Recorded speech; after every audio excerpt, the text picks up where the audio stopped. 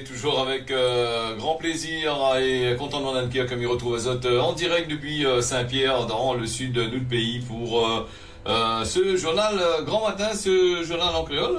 J'espère que vous êtes en pleine forme et que la nuit, comme d'habitude, a été bénéfique pour vous. La fait un peu frais quand même hier soir, hein, vu le changement de saison qui arrive normalement à grands pas, et même j'espère que la ferait pas trop de tâches azote du tout. Alors, nous sommes partis avec des informations, mais rappelle des informations, c'est des informations très simples, hein, c'est pas de complications, simplement d'un azote l'essentiel de ce que l'on a dans l'actualité.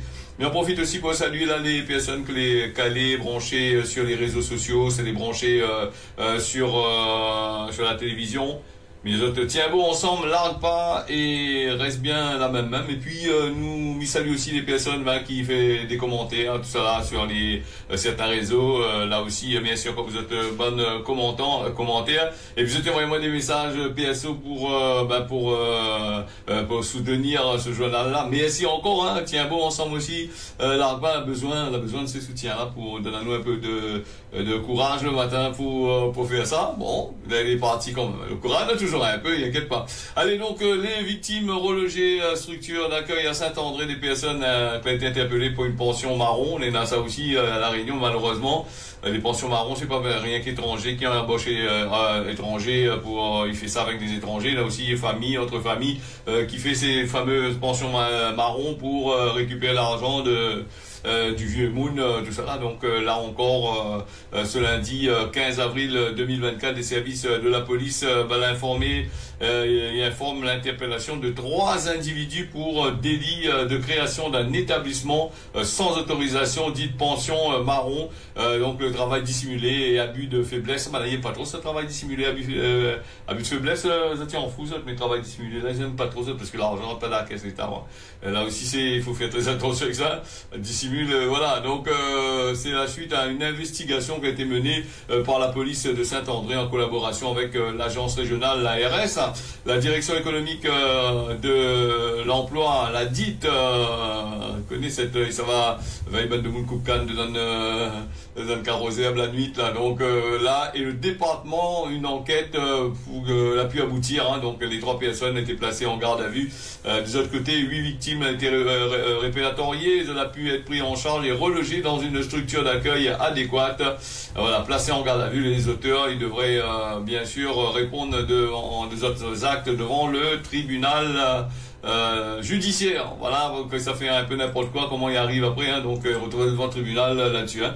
Et en ce qui concerne la garde des personnes, aux histoires d'argent, aux histoires de loyer, tout ça là, attention, pas en garde, parce que la loi il veille bien là-dessus, hein, parce que c'est un manque à gagner aussi pour eux, hein, si il fait pas ça aussi, hein, bon, voilà, s'il avait pas rien pour gagner, comme ça tu vois, dans certains services sociaux, qu'on a rien pour gagner, le ban de moulin peut les misères, t'as une d'ordre de chemin partout, ben, ne bouge pas plus que ça, hein. Là aussi c'est, bon, mais c'est une justice à 2 vitesses aussi, là aussi il faudrait voir aussi, hein.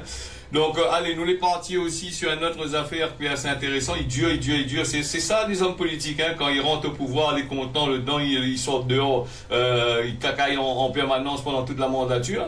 Et après, quand la mandature est finie, ben, quand ça arrive, il arrive des soupçons d'emploi illégaux. Donc, Didier Robert, et 10 prévenus à la barre du tribunal correctionnel.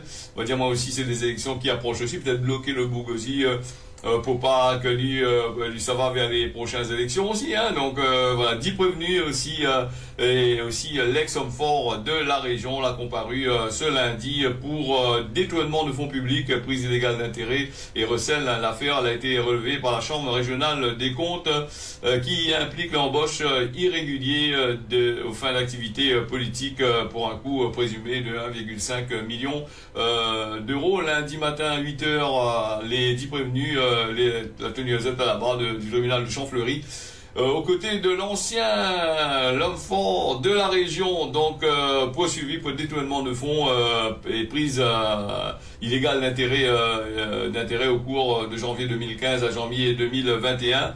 Pendant 3 jours jusqu'à mercredi, Jean-Louis Lagour, ancien premier vice-président de la région, poursuivi pour complicité de détournement de fonds publics entre janvier 2015 et décembre 2018, et prise aussi illégale d'intérêt en décembre 2016. Vincent Bègue, ancien directeur du cabinet, lui aussi est poursuivi pour complicité et détournement de fonds dans la période de janvier 2016 à août 2019. On avait aussi Yolande Véléien, Alfred Ablanco, Ismaël Aboudou, Yannick Gironcel, Yves Ferrer, Sabrine Ramin, Jean, machin dit le bon nom parce qu'on sera jaloux, oui, hein.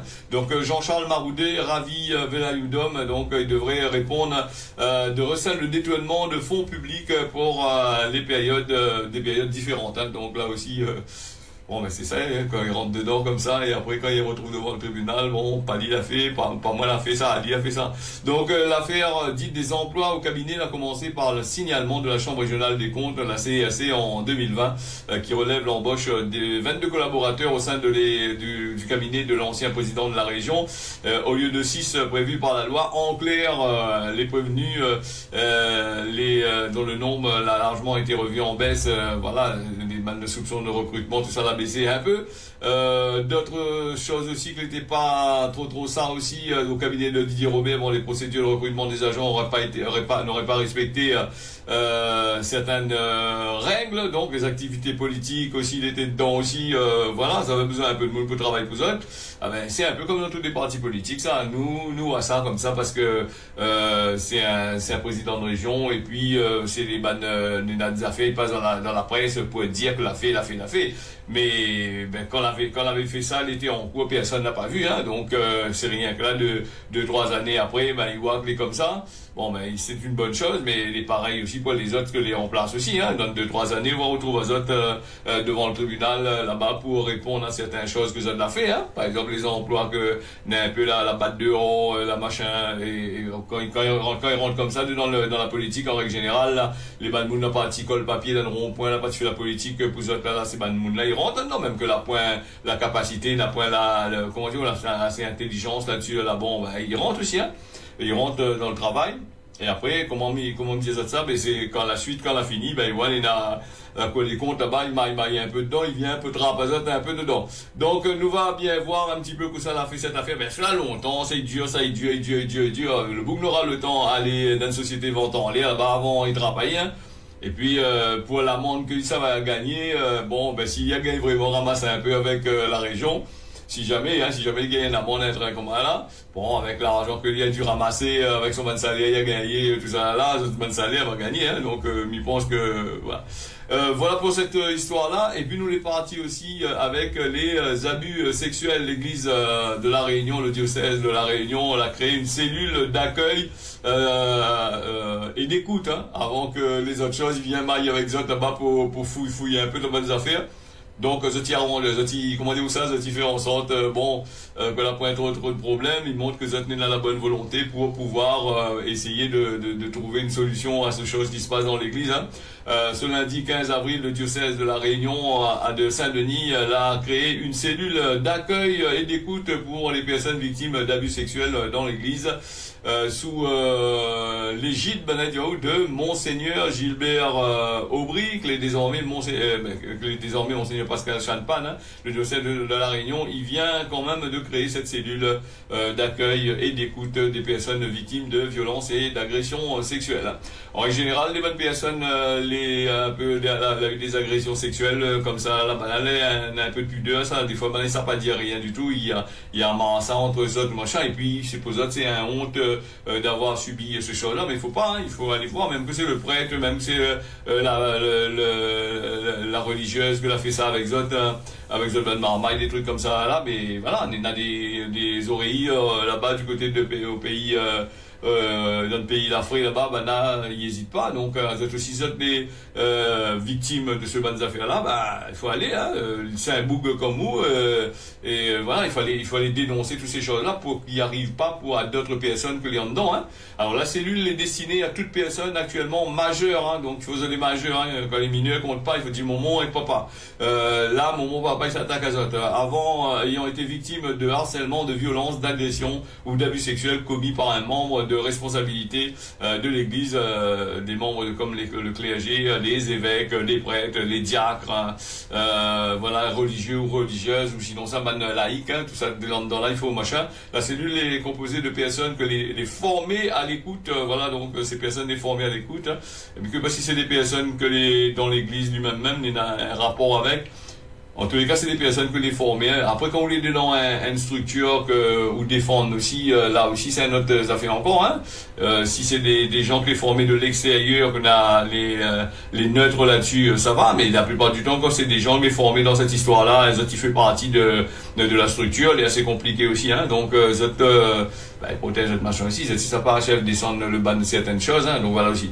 Donc, voilà, c'est des professionnels voilà, soumis à une très grande confidentialité. Faites attention à votre secrétaire, il entend que vous êtes en train de dire, parce que votre secrétaire, il appelle la case de famille, là-bas, il va dire, hein, vous connaissez un tel, un tel, un tel, comme il se passe dans certains docteurs, comme ça va, il appelle, il dit, ah oui, vous connaissez les affaires, comme ça, voilà. Espérons pas aller comme ça, hein, aussi, donc, les victimes, voilà, donc l'évêque a décidé de donner suite en accord avec le plaignant, si jamais Nina a un train par derrière. Ce lundi 15 avril aussi, un véritable hécatombe a eu lieu à La Réunion, hécatombe plutôt, hécatombe, hein, donc l'arrivée à La Réunion là-bas, particulièrement du côté de Sillaos, avec 150 pétrels que l'a échoué, comme on a dit à nous, dans la nuit de dimanche à lundi, sur place, les équipes de la société ornithologique, hein. C'est une société qui s'entend dehors, que ici à La Réunion, on appelle la CEON, l'a immobilisée pour récupérer ces bandes d'oiseaux-là. Le FORM explique que les éclairages de la commune, voilà, couplé à un mauvais temps persistant, l'a pu être l'origine de ces bonnes affaires massives, des échouages massifs. Hein. Donc entre 150 et 200 pétrels, donc là, du côté de Sillaos a capoté, donc, mais aussi également sur le reste de l'île. C'est ce que le patron là-bas de la CO dit. Hein. Donc les communes davantagement concernées, ces risques d'échouage de pétrel, c'est Sillaos, comme aujourd'hui c'est le cas. Et puis d'autres colonies clés en périphérique des villes là, après les grands couloirs d'envol que maintenant les pétrels utilisent pour descendre, hein, pour manger. Et puis du côté de Saint-Louis, Saint-Denis, et sur la rivière Saint-Louis aussi, sur Saint-Paul, à Terre, des couloirs d'envol. La responsable explique que c'est pas la première fois que ça y arrive, mais il reste un événement qui devrait pas se produire. C'est ce qu'il rappelle, hein, donc pour la période d'envol, les jeunes pétrels, on est invité d'éteindre tout. Les lumières, bon, mais c'est un peu difficile, hein, comme il dit, il faut éteindre toutes les lumières. On va éteindre les lumières des lampadaires, des trucs comme ça, là. Des jeunes de monde, fin de comment, consomme courant, éteindre cette lumière à partir de 22h, donc c'est pas un risque pour les pétrels, hein. Donc, éteindre cette lumière à partir de 22h, EDF n'a plus trop de courant. Bon, on va faire une économie pour EDF aussi, ça. Éteindre toutes les lampadaires, éteindre toutes les structures, on va le voler, ça vient dans, c'est aussi là-dedans, hein. Voilà aussi. Ah oui, mais la caméra surveillance, caméra thermique, tout ça là-dedans. Oui, mais le caméra thermique, il voit pas de monde dedans, ça, il voit rien que les ombres. Là aussi, c'est un grand truc, hein, les amis comprennent que, il veut sauver les pétrels, oui, toute il veut sauver, mais il sauve cet emploi aussi, parce qu'il n'y a plus de pétrel pour sauver. Il ferme, ça va faire une société pour sauver tant. Bon, il y a toujours la monnaie quand même. Bon, en tous les cas, éteindre toutes les lumières, on a des communes, dire ou non, on a des enseignes, dire vous n'avez pas avec ça, attends, vous avez besoin de faire rentrer l'argent, vous avez besoin des bandes de publicité à payer sur les panneaux, qui savent payer ça.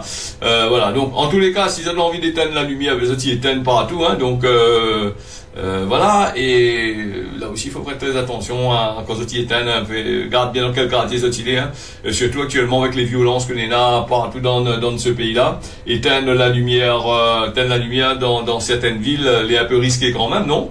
Là aussi, il faudrait voir aussi. Hein. Après, c'est pas ça que les sur place sur le terrain. Donc, et puis il faut sauver aussi ces bandes moineaux-là, hein, parce que c'est un patrimoine. Je ne sais pas si c'est un patrimoine de La Réunion ou c'est un patrimoine ailleurs. Avant, c'était les paillons que il fallait arrêter, fouiller le trou dedans la route en corniche, mais maintenant, on a continué quand même. La route de Didier Robert, il continue toujours à nettoyer, à ranger, à faire ce que tu veux avec. Voilà. Allez, donc nous fermons cette parenthèse là-dessus, en espérant que de monde va comprendre la zone, va entendre un petit peu ce que Zod a dit. Hein.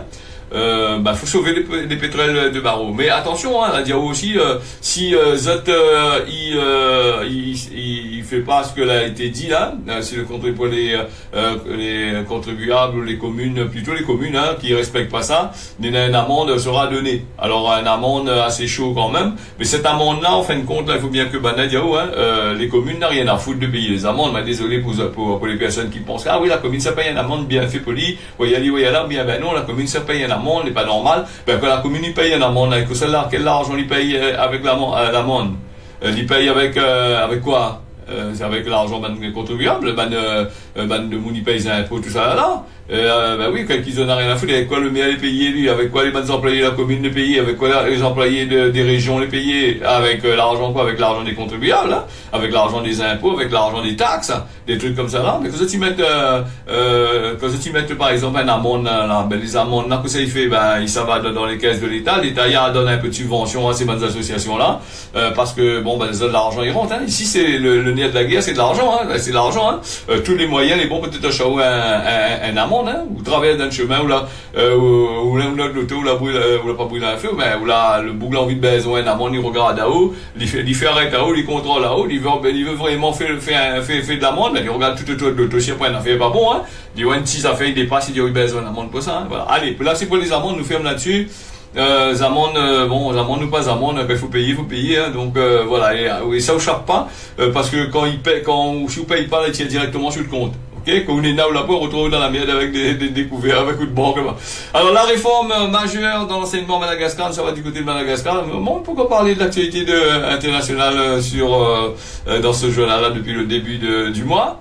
Donc le parti Madagascar, le ministère de l'enseignement technique et de la formation professionnelle a lancé une réforme assez ambitieuse visant à transformer en profondeur le paysage de l'éducation technique et professionnelle de Madagascar. Cette initiative historique y intervient dans un contexte où ça on a 34 000 ou seulement 34 156 apprenants les inscrits dans ces filières-là pour l'année 2023-2024, hein, sur une population de 28 millions d'habitants, hein, en comparaison avec des pays comme l'Italie qui compte 54% des élèves dans un enseignement technique. La France il forme 60 000 diplômés par an dans ce domaine-là. Les principales problématiques abordées par le ministre de l'enseignement technique, de la formation professionnelle, Lalatiana Rakototon-Drazafi. Donc c'est l'adéquation entre l'emploi et la formation. Il parle à nous d'un faible taux d'insertion professionnelle, des diplômes dont le nombre les élevé, et les jeunes chômeurs sous-employés aussi, nous attaquons aussi là-bas. C'est l'agence d'Agir qui dit ça. De plus, on a aussi des curriculums les un peu obsolètes. Voilà, première réforme en 1992, les offres de formation déconnectées, besoin de marcher sur le travail, manque de compétences, de diplômes aussi, d'autant de défis à relever là-bas du côté de Madagascar. Et quand on connaît le coût de la vie à Madagascar, combien revient le coût de la vie de l'autre côté là-bas, mais on comprend que les trucs difficiles à certaines personnes d'aller à l'école, d'apprendre à l'école, parce qu'il faut de l'argent, il faut des vêtements, il faut des cahiers, il faut des livres, il faut toutes sortes de qualités d'affaires. Et Dieu sait que c'est assez compliqué là-bas du côté de Madagascar. Quand on regarde certains reportages et même sur certains réseaux, nous voit la situation de l'autre côté là-bas. Hein. C'est un peu comme la Réunion, c'est du 6 à 2 vitesses, hein, de 3 vitesses même. Hein. Le gros Néna, le petit il a point, hein. Et puis les restes comme un peu comme la Réunion, hein. Les restes il dort en retard, il est bonheur. Voilà un peu pour machin. Donc on a parlé un peu de ça là-dessus, hein. Il est intéressant, mais invite à autres d'aller jeter un petit coup d'œil sur les informations là-dessus, hein. Donc là sur la tribune de Madagascar, on va attraper ces informations-là. L'article est assez grand quand même, si il vient à point de demi de temps. Donc on donne à autres juste quelques points sur les infos là-dessus. Nous avons aussi cet effet de possible d'El Niño sur les captures d'albacores aux Seychelles. C'est ce que le cas le ministre de la Pêche. L'albacore c'est le thon, hein. Thon que les écrits sur une petite boîte, machin là, ils vont aller sécher avant même. Et bon, ça pêcher partout de l'autre côté là-bas. Les Seychelles, disposent d'un quota total de 33 000 tonnes, 33 200 tonnes pour cette espèce de thon, hein. Et dire les effets d'El Niño pourraient avoir eu un impact sur la quantité d'albacores capturés en 2023. c'est-à-dire et l'année dernière, aux Seychelles, le ministre de la Pêche, du Seychelles, des Seychelles qui dispose d'un quota total de 33 200 tonnes pour cette espèce de thon, mais soumis à un quota assez strict quand même, qui est surveillé par la commission de l'océan Indien, la CTOI. Le montant est ensuite distribué par Seychelles Fishery Authority, la SFA, 13 palangriers bâtons pavillon séchellois. Chacun il doit pêcher à peu près 2400 tonnes pour l'année. L'albacore de l'océan Indien est actuellement le stock de thon le plus surexploité au monde. C'est pourquoi en 2016 la CTOI a adopté une résolution qui réduit de 15% la limite de pêche dans cette zone pour aider à reconstituer cette population-là. Mais malheureusement, quand il dit la zone océan Indien, on a vu il n'y a pas trop longtemps, il y a des bateaux Sri Lankais a été attrapé là-bas, 2-3 bateaux, là, il fait d'autres provisions là-dessus. Et puis là aussi des bateaux japonais, il y a des bateaux chinois, tout ça là, il y a pêché à terre là. Là, ils gênent pas dans la zone, dans cette zone-là. Et des fois, il veut dire, quand il y a un petit Sri Lankais avec son petit palangrier, voilà, il a arrêté, machin. Donc c'est un gros bateau chinois, un gros bateau, je sais pas moi, des autres pays qui arrivent à terre là. Là, il bouge pas plus que ça. Quand on a un bateau qui fait partie de la Commission européenne, il fait partie de l'Union européenne, qu'elle est attrapée à terre là, il bouge pas plus que ça. Il fait mal de voir un bateau de la Commission européenne qu'elle a été chopée pour aller pêcher le thon de façon irrégulière. Hein. Donc voilà pour ce calcul de thon albacore. Il faut faire très attention. Nous, là, il pêche. Oui. Après, le problème, c'est quand la pluie non plus, c'est qui prive tout le monde. Hein. Donc voilà. Et un jour ou l'autre n'aura plus aussi ces bonnes affaires-là, parce qu'il faudrait que nous arrête de dire que la mer est inépuisable et tout comme ça. Quand on voit les bonnes grands chalutiers, ils traversent dans le fond, ils raclent le fond des océans, ils s'en avec, n'a plus rien dedans, n'a plus rien pour personne manger. Donc voilà aussi. Donc voilà pour ce machin-là. On a des navires qui devraient assurer de nouvelles captures en 2024 là-bas du côté des Seychelles. Là va garantir. Là, le quota il doit être garanti, et il doit être enregistré. Dans les observateurs, il était aussi également présent pour que ces processus les suivis de manière adéquate. Hein. Il dit aussi qu'aux Seychelles, la pêche c'est le deuxième contributeur à l'économie des Seychelles, un archipel de l'ouest de l'océan Indien. Là aussi, il est 6h22 sur Télé Créole, presque 23 dans pas longtemps. Nous va aller sur la météo d'aujourd'hui. Alors que ça, la météo, il y a nous, on a quand même pas mal de choses dans la météo. Le temps pour moi d'ouvrir mon affaire là pour garder que ça il se passe un peu dans notre pays de la Réunion et aussi ailleurs. Hein, donc voilà. Alors hier, on a remarqué, il était prévu de la pluie a fariné un peu sur Saint-Pierre, elle n'a pas trop tombé. Bon, la pluie tombe un petit peu quand même. Et puis nous on a aussi cette froideur que nous on a le soir là actuellement. Il fait assez frais quand même hier après-midi, il faisait assez frais quand même. Un petit peu partout dans notre pays. Hein. Changement de saison ou front froid ou autre chose. En tous les cas, il voit que la nature change, il voit que les affaires sont en train de changer. Hein.